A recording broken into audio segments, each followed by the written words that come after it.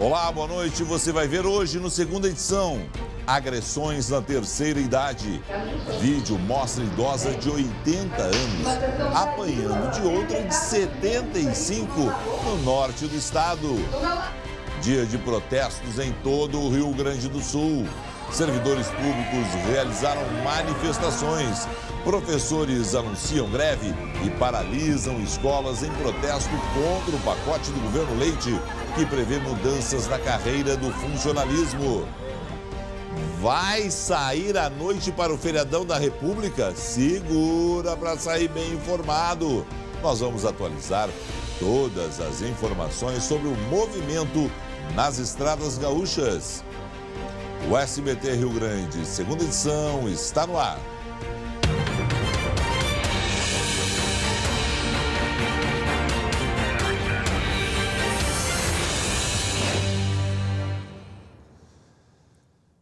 Começamos a segunda edição de hoje com uma reportagem sobre agressões que uma idosa no norte do estado estava sofrendo. Agora presta atenção no detalhe. Quem aparece no vídeo batendo nesta senhora de 80 anos é outra idosa que tem 75 anos. As imagens mostram a idosa de 80 anos sendo agredida por outra de 75 anos. O fato, segundo a polícia, foi em abril deste ano, mas o vídeo começou a circular agora. A mulher, que tem na mão um pedaço de madeira, agride a outra senhora enquanto está limpando um fogão a lenha.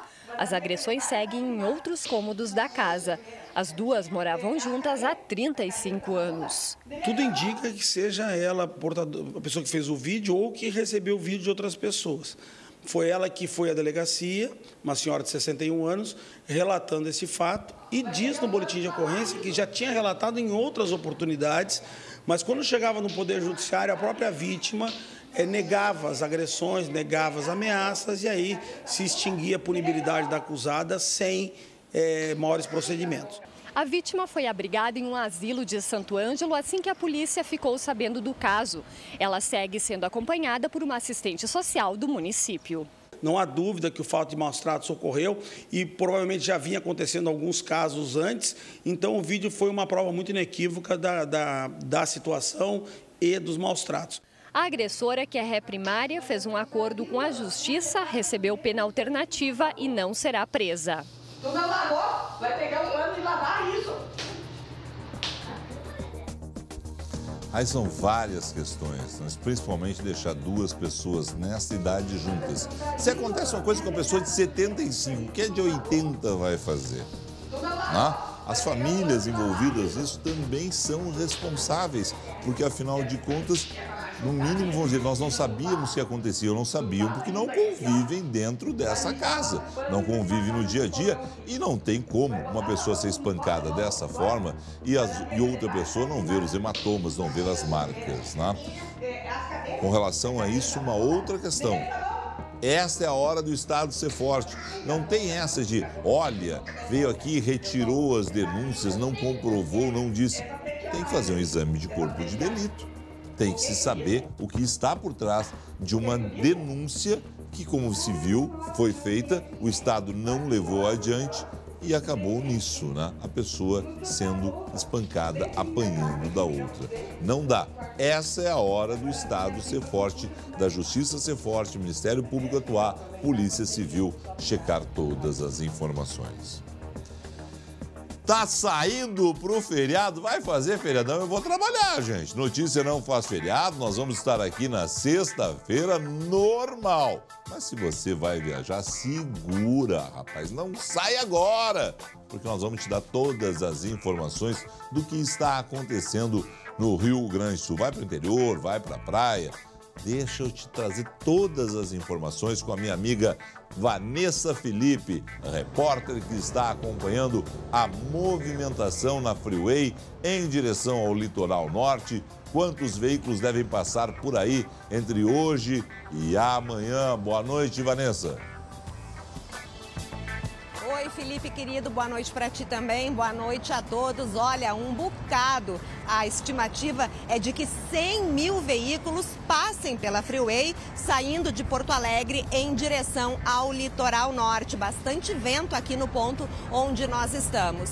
55 mil veículos devem fazer isso ainda hoje e os outros 45 mil amanhã no feriado. Nós estamos aqui há cerca de 1h30 esperando a entrada ao vivo e a situação é essa, movimento sempre bastante intenso, mas pelo menos aqui nós não vemos nenhum ponto de muita lentidão. Mas o meu editor-chefe já me passou a informação de que em alguns trechos da Freeway, sim, temos pontos de lentidão, pontos até de arranca e para. Neste momento, para se ter uma ideia, passam cerca de 80 veículos pelo pedágio de Gravataí. É bastante movimento, é considerado um fluxo intenso. A orientação da Polícia Rodoviária Federal, se você puder seguir, é claro, né, depende da sua rotina, é para sair depois das 10 horas da noite hoje ou amanhã, depois da 1 da tarde. Isso para evitar os horários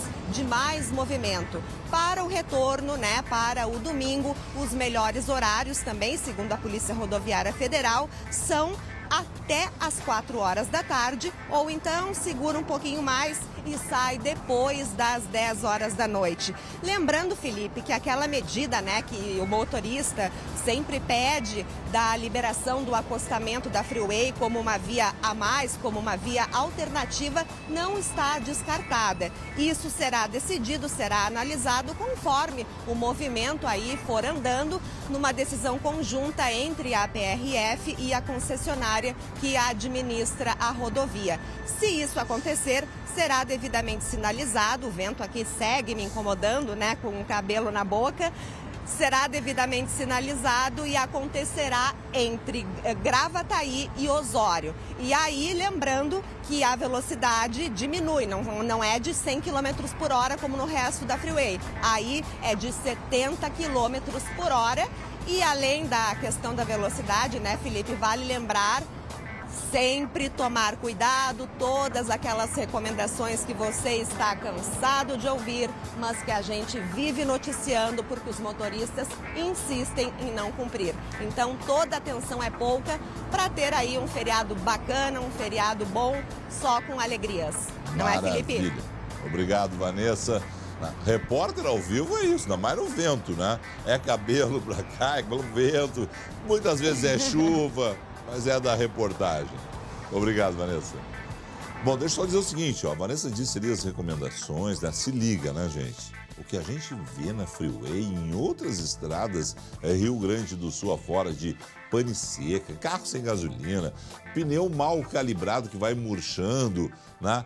Carros que não estão em condição de vencer aquele trânsito todo ali da viagem, né? E aí acabam parando no meio do caminho. Então faça uma boa revisão antes de sair.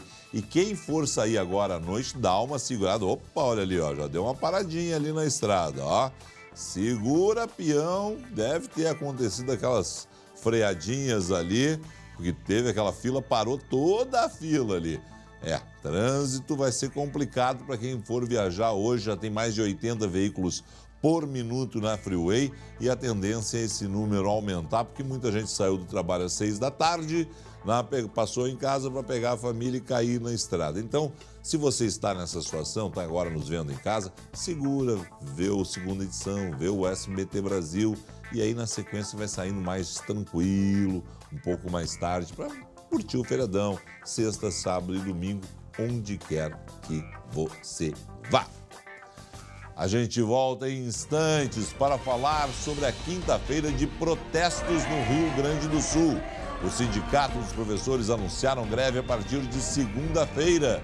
Tem ainda informações sobre a movimentação nas estradas. A gente vai voltar a falar a respeito do feriadão, porque afinal de contas, como a gente viu, o movimento já é grande na Freeway.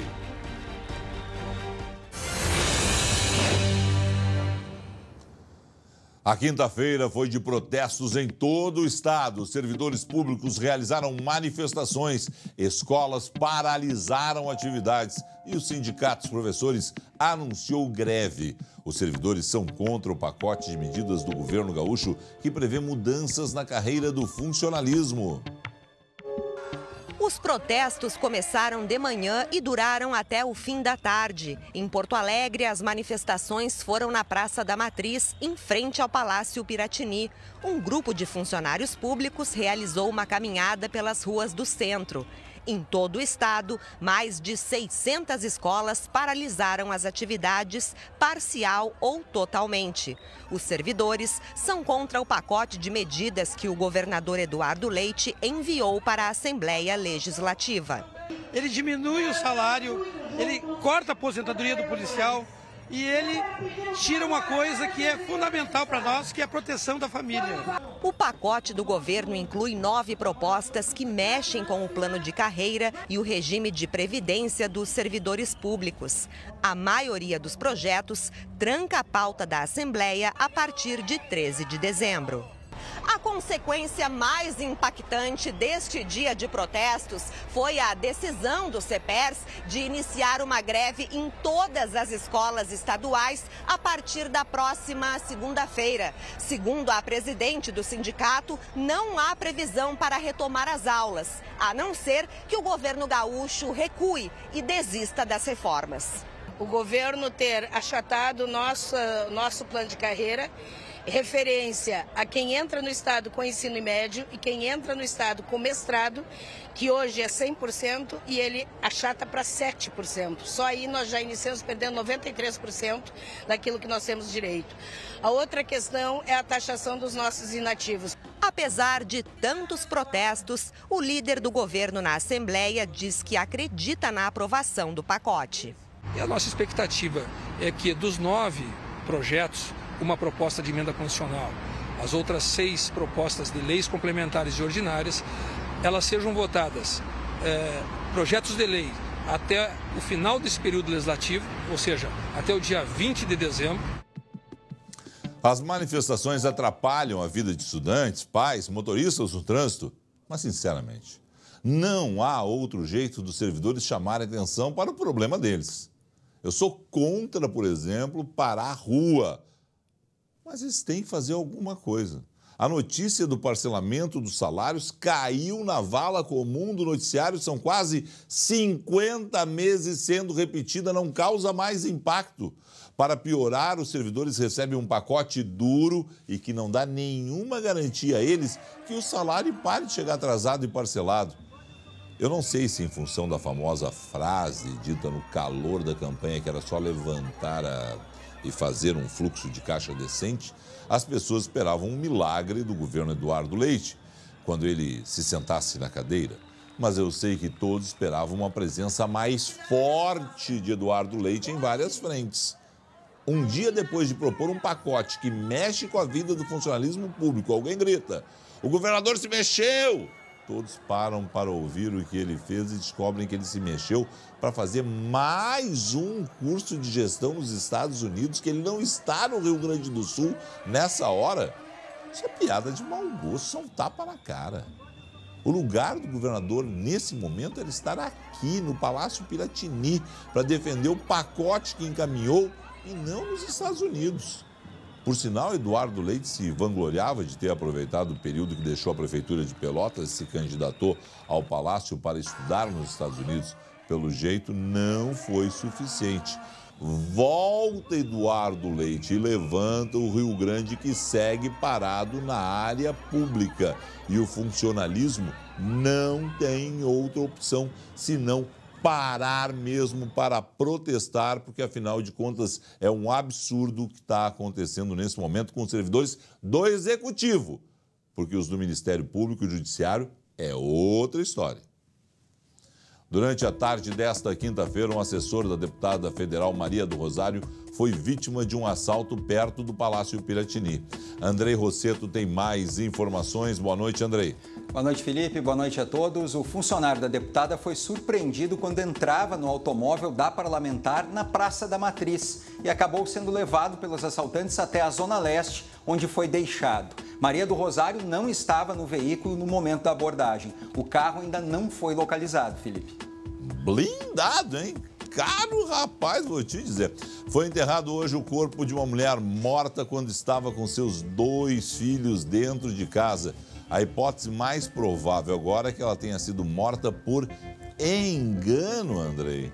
Exatamente, Felipe. Lisiane Gomes Gonçalves, de 44 anos, foi surpreendida por um atirador na noite de terça-feira. Um homem arrombou a porta e atirou nela e também em um dos filhos, de 11 anos. A mulher morreu nos braços do filho de 19 anos, que se escondeu e escapou da morte. Segundo a polícia, Felipe, o atirador usou uma pistola calibre .40. Nenhuma linha de investigação está descartada, mas a hipótese mais provável, como você falou, é de que tenha sido uma execução por engano. O filho de 11 anos que foi baleado segue internado no Hospital Cristo Redentor, Felipe. Que absurdo. Vamos ver o movimento na saída de Porto Alegre. Vanessa, Felipe, a Polícia Rodoviária Federal vai intensificar a fiscalização nos próximos dias. Pois é, Felipe, a Polícia Rodoviária Federal vai sim aumentar a fiscalização, tanto com efetivo, policiais e viaturas, quanto com abordagens aí, incluindo o uso do bafômetro, sempre para tentar conscientizar, nem que seja na base da multa, para conscientizar as pessoas de que não dá para misturar bebida alcoólica e direção. Os radares móveis continuam proibidos, como aliás nós já mostramos aqui no SBT Rio Grande, segunda edição. O movimento, agora a gente virou aqui o plano, estamos no mesmo ponto, apenas viramos, segue bastante intenso. Segundo a concessionária que administra a Freeway, passam neste momento mais de 70 veículos por minuto lá no pedágio de Gravataí. E, Felipe, não sei se é o teu caso, não é o meu, mas quem for para a praia, esses 100 mil carros que estão indo aí em direção ao litoral norte, devem achar uma outra atividade e não ficar só dependendo do sol, porque ele, infelizmente, não deve aparecer muito. A previsão é de risco de chuva ainda para hoje, principalmente para as regiões leste e norte. Amanhã melhora, podemos ter 30 graus nas regiões noroeste e oeste, chuva no litoral, como eu falei, mas aí tem aquele carteado, tem outras opções para o pessoal aproveitar. E no domingo, como sempre, o dia de voltar, aí sim o danado do sol aparece, dá para curtir um pouquinho, mas depois tem que pegar a estrada para voltar para Porto Alegre. Felipe. Obrigado, Vanessa. Hoje aconteceu o primeiro SBT Start na Fábrica do Futuro aqui em Porto Alegre. O evento promoveu o debate sobre a importância de novas políticas e soluções para a abertura de startups. Segundo a Sociedade Brasileira de Startups, o Rio Grande do Sul é o segundo maior polo de startups do país. São 951 empresas que movimentam um novo cenário econômico. O papel do Estado é fomentar e agilizar a abertura de empresas e de novas startups para fomentar o mercado, E a desburocratização é um passo importante para isso, é o passo onde a gente consegue agilizar, facilitando a abertura das empresas, de novas startups, e assim a gente consegue fazer com que a gente tenha o giro, que o mercado aqueça, que a economia cresça, A capital também se destaca em mão de obra e tecnologia para quem quer investir em projetos inovadores. Startups que estejam dispostas a quebrar algum grande protocolo, alguma grande dor no mercado. Em Porto Alegre eles vão encontrar grandes profissionais e uma mão de obra muito qualificada para poder fazer isso acontecer. Para facilitar e dar mais oportunidades aos empreendedores, o governo do estado apoia projetos que incentivem novos modelos de negócios. Porque a desburocratização do Estado é fundamental para que a gente comece a destravar aqueles gargalos que fazem com que a gente fique para trás. Hoje o Estado tem muitas leis, então a gente tem que debater isso, tem que levar isso a sério e começar a desburocratizar para fazer com que o desenvolvimento realmente aconteça, para que tenha mais emprego, mais empreendimentos, mais empreendedorismo. Muito legal o que eu vi na Fábrica do Futuro, porque afinal de contas é o seguinte, ó. Todo mundo está focado em fazer o Estado crescer nessa área. E o governo prometeu que não vai atrapalhar, o que é ótimo. E atenção, uma passarela desabou agora há pouco na Marginal do Tietê, em São Paulo, uma das principais avenidas de acesso à capital paulista. Você vai ter todas as informações no SBT Brasil daqui a pouco, certo? Não desliga. Uma ótima noite a todos. Até amanhã, porque a notícia não faz feriado. A gente vai estar aqui. Tchau.